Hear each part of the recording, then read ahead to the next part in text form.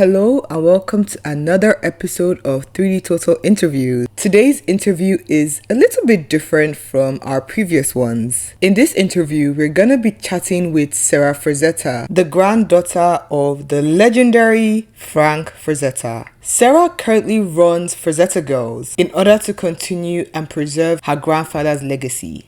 She shares her personal experience on how it was growing up with him, as well as a behind the scenes of running the business. But most importantly, we talk about the recent collaboration with 3D Total and Frazetta Girls on a brand new book, Frank Frazetta, an Artist Tribute. So let's get into it. Perfect. Thank you so much for joining us. Like I said, I'm already enjoying the energy so far, and I've been looking forward to this interview so much. I've been waiting for this day. But before we jump into the interview, I want you to take your time to introduce yourself. Tell us about yourself, tell us about your background, and let's know why we're here. So just introduce yourself to the audience. Goodness, it's a loaded question, and I could ramble for hours of myself. No, I'm kidding. But so I'm Sara Frazetta. I'm the granddaughter of the legendary Frank Frazetta. I grew up with him as grandpa, and I really did not know the enormous impact he had on the entire world of creativity until a few years after he passed. And I had just graduated from college. I was looking into getting into some field with creativity because I had always been a very creative person. I was thinking of maybe film, and I was working in post-production. So a few years after he passed, my mom came to me and she's like, I know you really want to be in the creative world and work, or you're going to, not be able to handle anything, and you're very dramatic. So how about you start a business with me to honor your grandfather? And it started very, very humbly. It was a lot of work to tell the story of why we're doing this, who the Frazetta girls are. And I got really excited at first because Robert Rodriguez, the film director, he was involved in kind of rebranding, reigniting Frazetta. Although he never really needs that. Frazetta will always stand the test of time on his own with art. It was more about how to brand it and bring it into this world in this generation. So we had Robert Rodriguez, a lot of help from creative people. And then in 2017, I got really focused on it. I was doing a lot of other work at the time, like a jack of all trades, and that's not good because you have to have focus on something. And I finally put all my chips in, and I said, I'm going full throttle with Frazetta Girls. And I linked up with my partner Joe, and we went all in, and it's been my primary focus ever since. And like I mentioned earlier, I'm a creative person, so most of my time is spent creating, and I love animals. There's my last note. That's who I am. That's amazing. Honestly, like I said, I love how you said you knew him as grandpa, because it shows more than, we all know him as Frazetta, the godfather of fantasy illustration, right? But you knew him as grandpa, and that just shows there was more beyond just the godfather of illustration. He was an artist, he was a creator, he was a father, he was a dad, he was a grandfather, and I absolutely love that. It's always nice to just see more of an artist, because sometimes we just see what we the only thing we know is this little glimpse, I always looked at Frazetta's art this phenomenal artist, but he was beyond that, right? And it's just amazing how I love how you're able to continue his legacy. Like you said, his art will forever stand the test of time. It's just phenomenal. But it's just amazing to see how you continue to push his work, continue to help bring it to the to bring it more to this generation. Like I said, a lot of maybe the younger artists now may not know Frazetta. I'm quite young, so I at first had to make an active decision. I want to know more, and the more I dug deep into the older masters, I discovered more artists that I wasn't aware of. When I decided to broaden my horizon, and I discovered Frazetta, and I was just mind blown. I was like, wow, the values, the colors, the the energy, it's just beautiful, it's amazing. And before I ramble on about like how amazing his work is, and this interview isn't about me, so let's just Oh, I love it. Keep going, Nettie. But I'm actually very curious because you mentioned, like you said, you've been running this business. I want to know a bit about the day in the life of like managing a typical day in the life or a typical week in the life, managing Frazetta Girls. How does that look like for you? Yeah, I mean, it's a great question. Most of it is based online, and that was the whole goal and challenge was to, like you said, a younger audience. Where do they live? They live online, and so many people had experienced Frazetta through catalogs, books, and that was a dying industry at the time when I entered Frazetta Girls, and I saw this opportunity to really show the world who Frazetta was through mainly social media. So a lot of our day is marketing strategy. I mean, it's product development, it's customer service, it's shipping. It's a real business, an e-commerce business.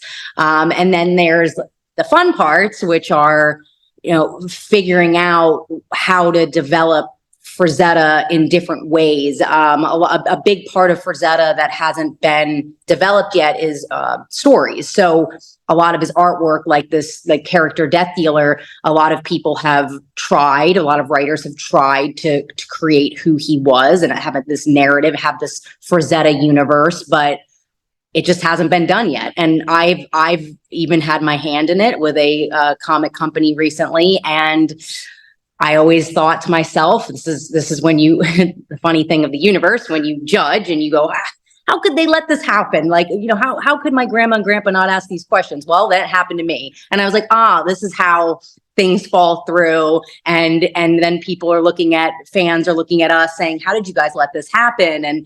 And it was my lesson. So now I'm very much at a place where I understand what we need to do, what questions need to be asked, how we have to put our foot down and say, no, this was the vision of Frazetta. This is the story that needs to happen. So those are the fun parts. I love, just like I said, creating and thinking about like how to continue to bridge where my grandfather wanted to go. And really that to me feels like really continuing his legacy. And then of course, dealing with exhibitions and traveling to conventions. That's another wing. We recently started another branch of the company, Frazetta Girls. It's called Frazetta Icon Collectibles. So we're starting action figures and statues, and we're really excited about that. So, I mean, it can be like, our day could be full of just, okay, so what accessories are going to be on this next figure, and thinking about like which little like pieces of like relics will come with it and how you can set it up. And for me, I was a Barbie girl. So I think about like, what would I want in my Barbie house? And I mean, I can translate it over directly to the Frazetta action figures because I know what, as a collector, what I would want. So that's kind of an overview of what our day could be and what it could entail. It sounds like the dream, honestly. You were like, I'm a Barbie girl. I'm like, oh my gosh, I can relate to that so hard. I understand, because I loved collecting things growing up. I collected everything, Barbie, Bratz.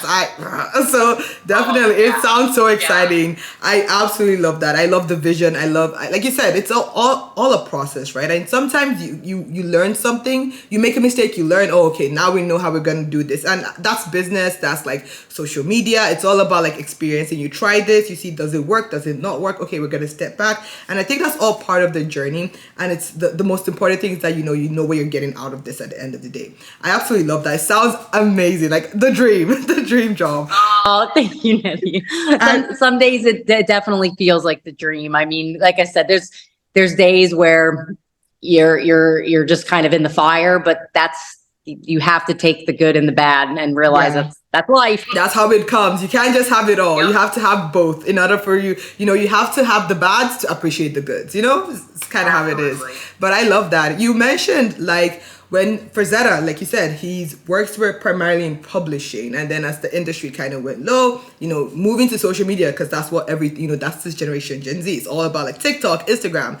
But I personally, even though I'm Gen Z, I love publishing. I love books. I as a kid, I grew up like having a book in my hands was like the best feeling. That new book smell, it was the best part of like everything. And I'm so happy that you decided to like, Rosetta Girls and 3D Total Publishing decided to come together to publish this book because I love books. I am a huge book nerd. So I wanted to know a bit about like how the idea for this tribute came, and can you tell us a bit about the process behind that, the the decision process, the brainstorm part, how you like the whole behind the scenes of how this book came to be. Yeah, that, and I have to say first, Gen Z, I love you guys because I'm a millennial, and millennials, we kind of were the ones pushing, I think, more digital, and now Gen Z seems to be really into like early millennia, and in the 90s. And I love that because I'm like, it just shows, I think things are starting to come around quicker now, the cycles. And I really like that. I'm like, okay, good. Now it's becoming, the digital has been so saturated that people are starting to want these tangible goods again. And I do see this resurgence in physical goods, including publishing. So books, for Zeta books, I mean, that's going to be, I think, maybe next to action figures, what Frazetta fans want the most. We still have a great chunk of our audience are the baby boomers, and they love books. That's not going to go anywhere. I think millennials, now we're starting to think like, you guys are the cool ones. Like, oh, Gen Z likes that. I don't know, we should do that. We should get into that more. We should read. That would be beneficial. But I like you love being able to hold something physical in my hand and flip through it. My eyes can't really take the screen, and I think a lot of people feel that way. We have so much screen time, so to be able to hold something and smell it, and it's just such an amazing thing. So when 3D Total came to us and proposed this idea, we were like, yes, like, why hasn't this happened sooner? And then really with the lineup of artists and talent, it all landed on Marissa, the editor. And she was like, Simon or Simon. I was in Italy, so I don't know if it's Simone or Simon anymore. I got yelled at quite a few times in Italy. I'm like, Simone, I'm sorry.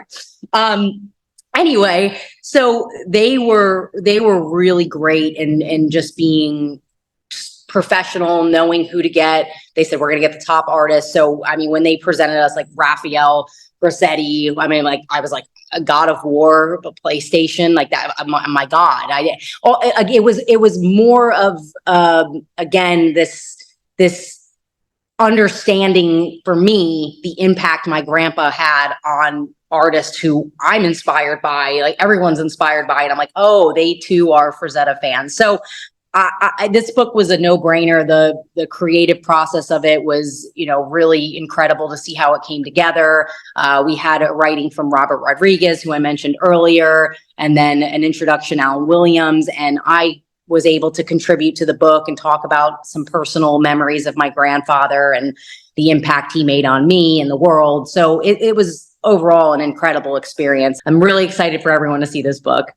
I'm so excited to see the book. It looks, you can already like pre-order. By the way, you can pre-order the book right now. And like you can also go to 3D Total sites to flip through it. Amazing, phenomenal artists. The list of artists featured in this book are amazing. And of course, we have a gallery of Frazetta's art that's just absolutely stunning. You need to see this book. I'm so excited for this book.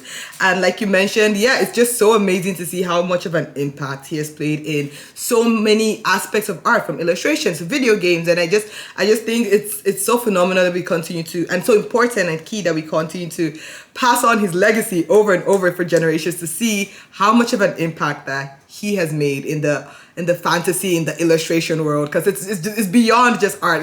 It really goes deep beyond that, and I'm so excited for this book, and I can't wait for you to see the lineup, the phenomenal lineup we have. So speaking of the amazing lineup, I want to know your thoughts on like the context of the book. Like, there's some tutorials, some step-by-step processes. Can you share a bit about the context of the book? Definitely. I mean, I still would say I'm a beginner artist. I'm going to start really working at it 2024. New resolutions starting now. I signed up for some classes. I'm like, all right, it's now or never. I really need to start. It's kind of like similar to, I'm going off on a tangent a bit, but similar to Frazetta Girls. It's like when I went all in on the business, that's when everything started changing. So I need to do that in other aspects of my life.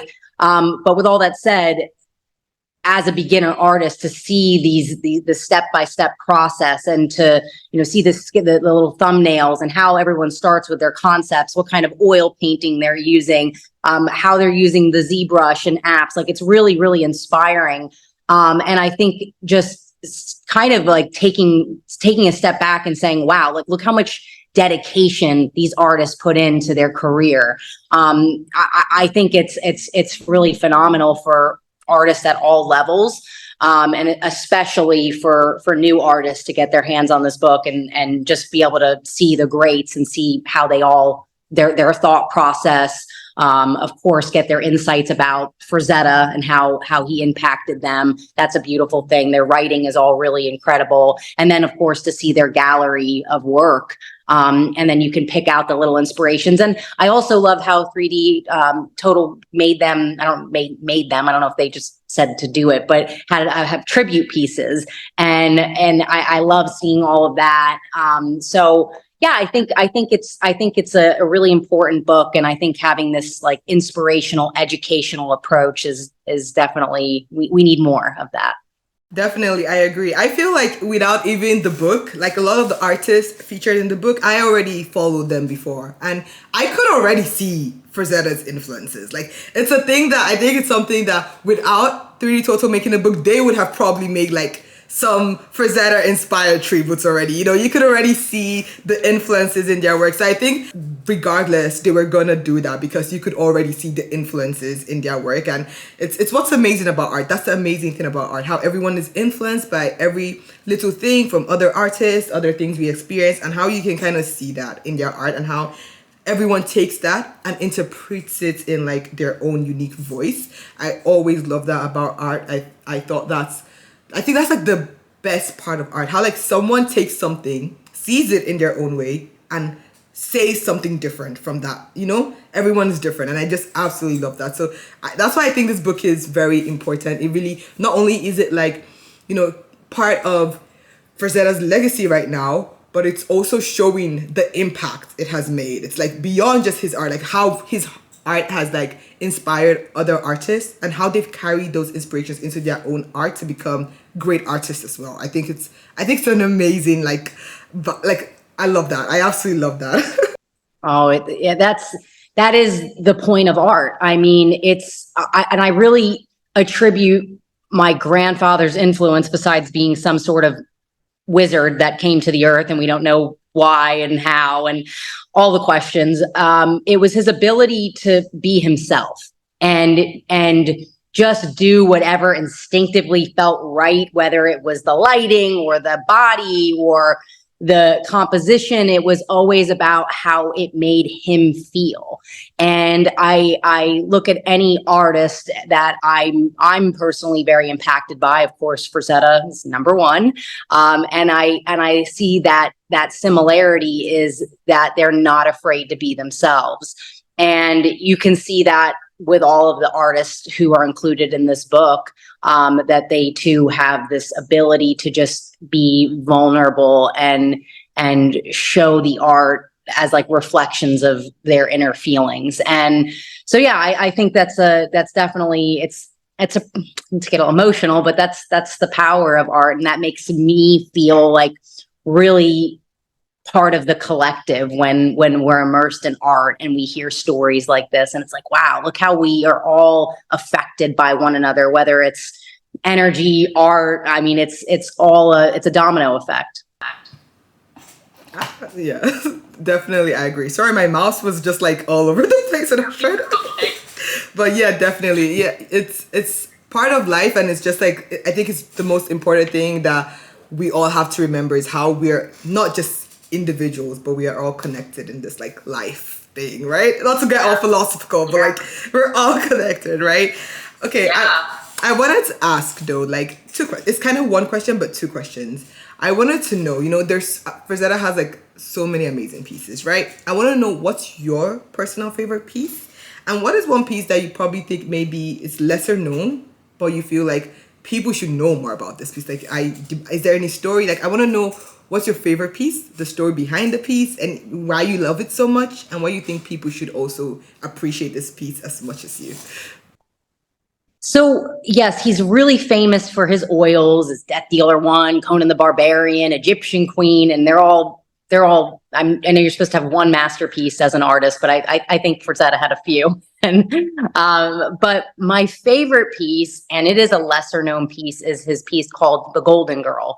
And this piece was done in the 1950s. It was a watercolor, and it has a lot of Norman Lindsay, I think, influences, and it was definitely a little bit different stylistically. It's again more of his. I think he was in his late 20s at the time when he did this piece, early 30s. So at that time, he wasn't the famous Frazetta. He wasn't like the Conan the Barbarian artist. He was still a humble Frank Frazetta from Brooklyn, struggling, getting, just not getting the proper pay. No one, artists still don't, but it was especially like that during that time. He was working for Al Cap, and he was kind of like a ghost at the time. So I think what it was that for me emotionally, what connects me to that piece is you can see that he was putting everything he had into the artworks at this time to really prove to the world who he was. And then of course the subject matter of the piece really speaks to me. It's a beautiful girl who looks like she's in the Swiss Alps, surrounded by all kinds of animals. So it's kind of like Disney-esque, where she has wolves and panthers and birds and frogs, and it just looks like Narnia. It looks like somewhere where you'd want to be, where I would personally dream to be. So that piece, I think it's also really incredible how he used watercolors. If you've ever worked with watercolors, it's like you can't mess up. Like you don't get a second chance like oil. So what he did with watercolors was just like another level of confirming he was a master. And so yes, The Golden Girl. And then I would say, really all of his early watercolors. There's one titled The Temptress. There's another titled, so it doesn't really have an official title, but all of his early watercolors were just really, really magical. And again, I think it's like that period of time where he's like trying to become somebody, and you can feel that eagerness in the painting. Definitely. I pulled up the painting real quick. Absolutely stunning. I'm just looking at it. I'm like, how? Like you said, watercolor? How do you even do this? Like the control in value shifts, color gradients is absolute for watercolor. It blows my mind. It's crazy. It's a master. That's just it. Like you said, alien from above. How did you do this? You're not human, right? But even more, like you said, I love the story that you said. It's, most times I always say this, like right now, everything's so fast, right? We only just see most times the success, someone's success, and we never see the journey to get there, Like, who would imagine that like Frazetta had to like be, like you said, like an artist trying to just survive, and it's who would imagine? You would say how could that be possible, right? But that's all part of the journey, and I think it's something we all have to remind ourselves and all have to like remember that everyone's journey, and like you said, he didn't, even though he was struggling to like make a name for himself, he didn't let that reflect in his work. I was told one time that from an artist, he mentioned no matter what you do, always try to put your best self out there. Even if you're not being paid well, even if it's the worst circumstance, just try to do your best work. Because if imagine, right, let's say in the future, someone sees your work, like when you were struggling, that was your best work. Imagine what you could do when you're like in a good position, right? And it just gives a good, it just makes a good name for yourself, right? It just makes you stand out from others and just shows how dedicated to your craft you are to be able to push through and to create like amazing work of art even when you're not in the best like situation. I think that's a lovely story. That speaks to me. I've definitely seen this piece of art with a new lens, and I'm so grateful. Thank you so much for sharing that. I honestly, that was such a beautiful story. Definitely. No, I love what you said about the journey, though. I think people take that for granted. It's like, again, I'm gonna get philosophical here, but it's like that's all we have is the Yeah. journey. I mean, when you look at someone like Frank Frazetta, a lot of people don't know this. I mean, he sold the Conan the Destroyer painting in 2010, right before he passed away, and that was for $1 million. He didn't get to spend that money. I mean, he was really proud of the accomplishment. He was like, I mean, and I don't think honestly he would have known how to spend the money, maybe on some cameras. Like, I think he would have just like kept it in like cash in some kind of like closet or something. Would be like, Grandpa, this, you can't do this anymore. But he just, it was about the milestones, and that's what made him such a special person. Was he knew that he never thought, oh, there's a pinnacle once I get here. Like he knew he wanted people to love his art. That was always like, I think like what made him so eager was he wanted people to know who he was, but he knew it was always going to be ebb and flow. And I mean, even after Conan, there were times in the late 70s where people were saying he was washed, or I believe it was the early 70s.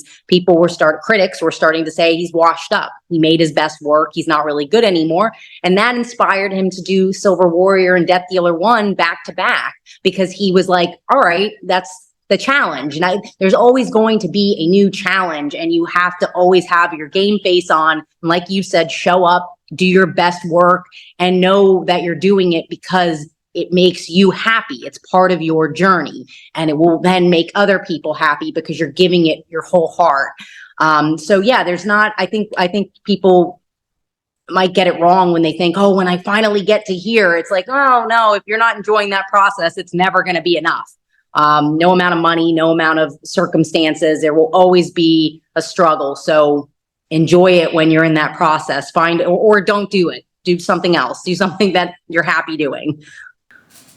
I agree. I totally 100% agree with you. It's all like, you just have to understand that you have to know that this is a journey, and you have to prepare your mind for that journey. The ups, the downs, the roller coaster, right? That's it. And you have to really have passion for this. And I think I was going to ask why you think Frazetta's work has stood like test of time, obviously, other than it being like absolutely amazing. But like, what I was gonna ask you why. Maybe I could still ask why you think it's been so impactful. But I feel like you said everything we've talked about today kind of answers that question. It's the passion, the influence. It's obviously the amazing skill, but like it's just way beyond that. But maybe you could also share your thoughts on that. Maybe you could answer it for a bit. Yeah, I think there's a lot of reasons why. I think number one, it's because he was very authentic, and he was a really cool person, and that comes out inevitably when you're tapped into who you are. And the way that I was talking about this the other day, I mean, he was very influenced from other art forms, film, music, photography, and most of all, nature. And he was a very mindful person, and very in the moment person. He didn't get lost in his thoughts. I mean, occasionally, but most of the time he was just really immersed in the moment, and always invested into what was inspiring him at the moment. I mean, he's like the kind of person that if a movie inspired him, he would watch it 1,000 times because he wanted to get everything from it. He just wanted to like be consumed by it.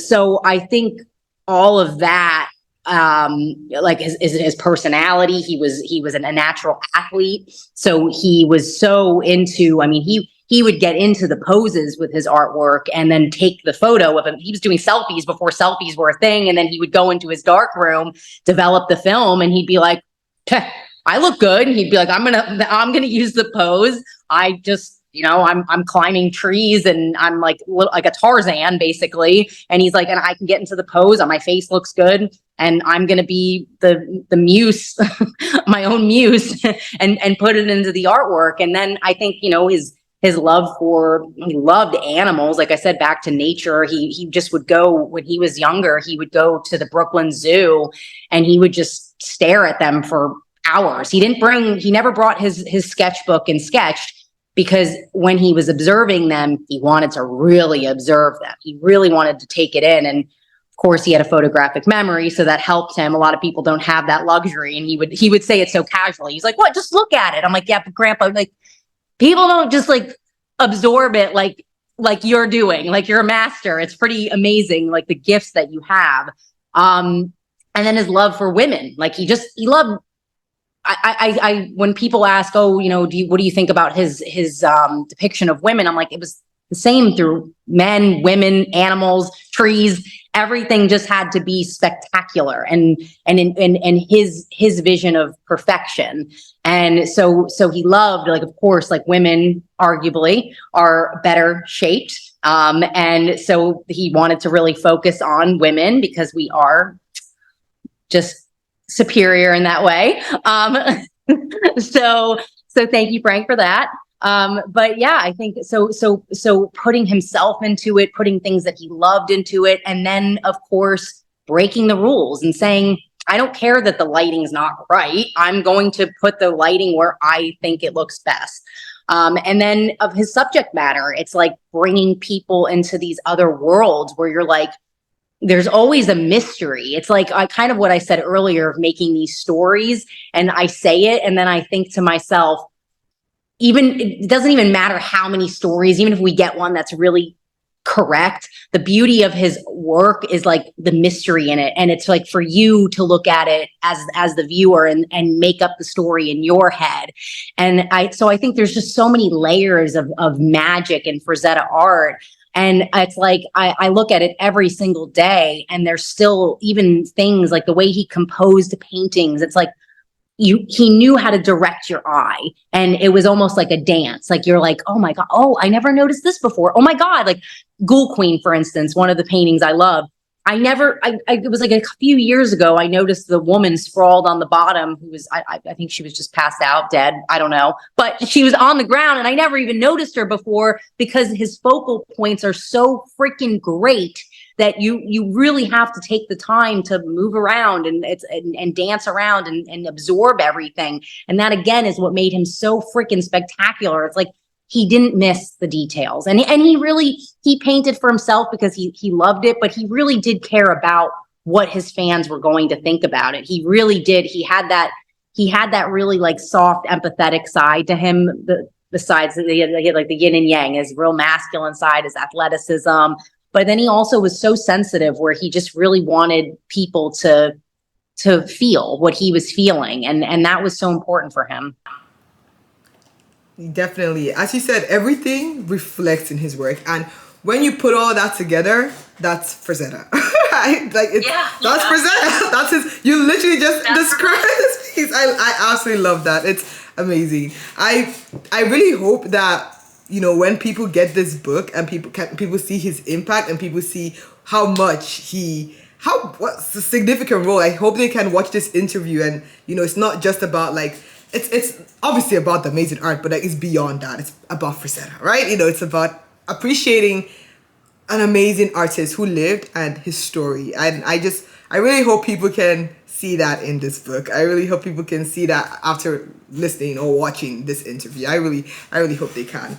Before we round up, I wanted to ask, I always ask this question because like I said, the journey, there's always the highs, there's always the lows. So obviously this was a very collaborative experience. I want to know, what are some of the struggles you faced while like in the whole process of creating this book, like coming together, if there was any, and what are some of your highest moments, like maybe when it all came together, like, oh, this chapter or this little detail. What were some of your highest moments and lowest moments in the whole process of making this book?